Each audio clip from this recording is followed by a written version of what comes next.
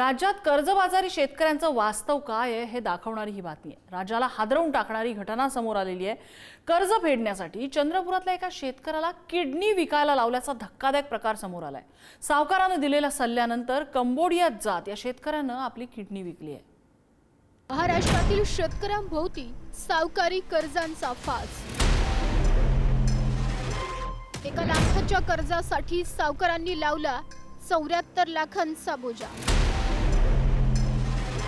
जमीन, ट्रॅक्टर, घरातील साहित्य विकूनही कर्ज फिटेना। कर्ज फेडीसाठी सावकारानं शेतकऱ्याला किडनी विकायला लावली। विकसित महाराष्ट्राच्या प्रतिमेला काळीमा फासणारी घटना।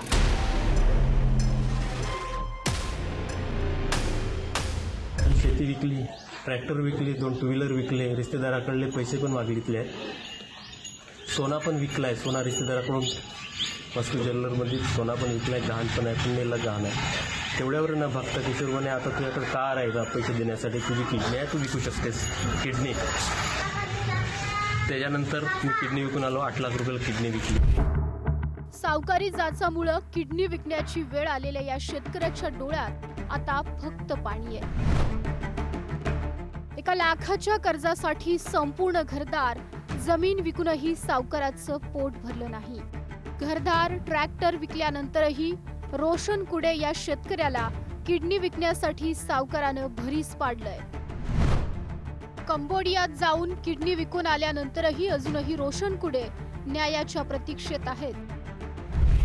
चंद्रपूर जिल्ह्यातील नागभीड तालुक्यातील मिंथूर गावातील शेतकरी रोशन कुडेंना सावकारी जाचानं ग्रासलंय। 4 एकर शेती, दुग्ध व्यवसाय हा अपयशी ठरल्यानंतर सावकाराकडून 1 लाखांचं कर्ज घेतलं। 1 लाख रुपयांच्या कर्जावर सावकारानं तब्बल 74 लाखांचा व्याजाचा बोजा चढवला। जमीन, ट्रॅक्टर, दुचाकी, घरातील साहित्य विकूनही कर्ज फिटेना। सावकारानं एजंट मार्फत कंबोडियात किडनी विकण्यास भाग पाडलं। किडनी विकून 8 लाख रुपये मिळवले, मात्र तरीही दिलासा नाही।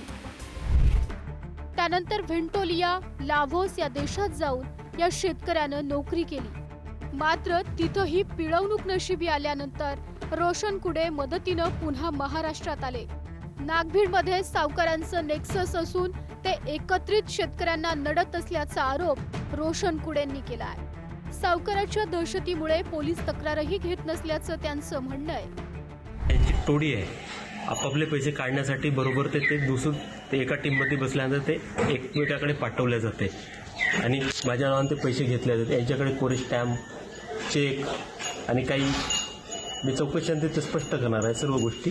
यांचे एवढं दहशत आहे ना ब्रह्मपुरीत की हे यांची तक्रार पण कोणी घेत नाही।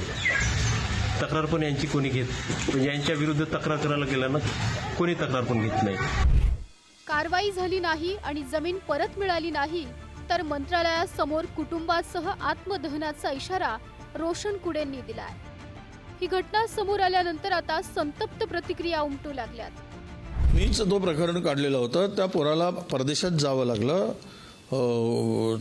चायनाजवळ एक छोटासा देश आहे, तिथे त्याला नोकरीसाठी, आणि तिथून त्याला मी वाचवून आणलं सगळं माझ्या एफर्ट्स लावून, आणि ती पूर्ण, नाहीतर त्याचा जीवच गेला असता तिकडे। तो माझ्याच मतदारसंघातला मुलगा आहे, ब्रह्मपुरीचा, आणि त्याची चौकशी मी पोलीस अधीक्षकांना पत्र देऊन सर्वकष चौकशी करायसाठी मी त्यांना सांगितलं आहे। सरकारने जे काही शासकीय योजना जाहीर केल्या आहेत, शेतकऱ्यांना हे माफ केले, ते माफ केले, 7/12 कोरा करणार, अमुक तमुक, ते आता कुठे झाले नाही झाले, त्याच्यामुळे अशा प्रकारचे घटना घडतायत। याचा सरकारने विचार करावा। देवेंद्र फडणवीस संवेदनशील आहेत असं मी समजतो, त्यांचे दोन्ही उपमुख्यमंत्री संवेदनशील आहेत, असं भावनाप्रधान आहेत असे समजतो। मला वाटतं त्यांनी आता गंभीरपणे विचार करावा। तर या प्रकरणाची चौकशी व्हायला हवी अशी मागणी सत्ताधाऱ्यांनी केली आहे। अशी किडनी विकता येत नाही, आपल्याकडे कायदा आहे, आपल्याकडे असा कायदा आहे, कुठले ऑर्गन आपल्याला असं विकता येत नाही। मग लिव्हर असेल, किडनी असेल, काय हे असं विकताच येत नाही, आपल्याकडे कायदा आहे। त्यामुळे मला वाटतं, मला हे माहीत नाही याला किती आधार आहे हे मला माहीत नाही, पण तसं असेल तर निश्चित याची सखोल चौकशी झाली पाहिजे। रोशन कुडे यांनी पोलिसांना दिलेल्या तक्रारीत सावकारांची नावं देण्यात आली आहे। मनीष घाटबांधे, किशोर बावनकुळे, लक्ष्मण उरकुडे, प्रदीप बावनकुळे, संजय बल्लारपुरे आणि सत्यवान बोरकर। याच ठिकाणी नागभीड पोलीस स्थानकात आपण उपस्थित आहोत। या ठिकाणी रोशन कुडे जे शेतकरी आहे आणि त्याचबरोबर जे गैर अर्जदार आहे यांची सकाळी 10 वाजतापासून चौकशी सुरू आहे। या ठिकाणी आर्थिक गुन्हे शाखेची टीम सुद्धा या ठिकाणी दाखल झालेली आहे आणि आपल्याला मिळालेल्या अपडेट माहितीनुसार पोलीस अधीक्षक थोड्याच वेळात या ठिकाणी दाखल होणार आहे। नेमकं या प्रकरणात पोलिसांकडून आणि आर्थिक गुन्हे शाखेकडून कुठली चौकशी होते आणि काय निष्पन्न होते हे पाहणं महत्त्वाचं ठरणार आहे। ज्या पद्धतीने या शेतकऱ्याचा सावकारांनी मिळून छळ केला तो भयानक आहे। या सावकारी जाचातून या शेतकऱ्याची सुटका होणार का? सरकार हे प्रकरण गांभीर्याने घेणार का? असा सवाल आता उपस्थित करण्यात येतोय। राहुल सुटकर, पुढारी न्यूज, चंद्रपूर।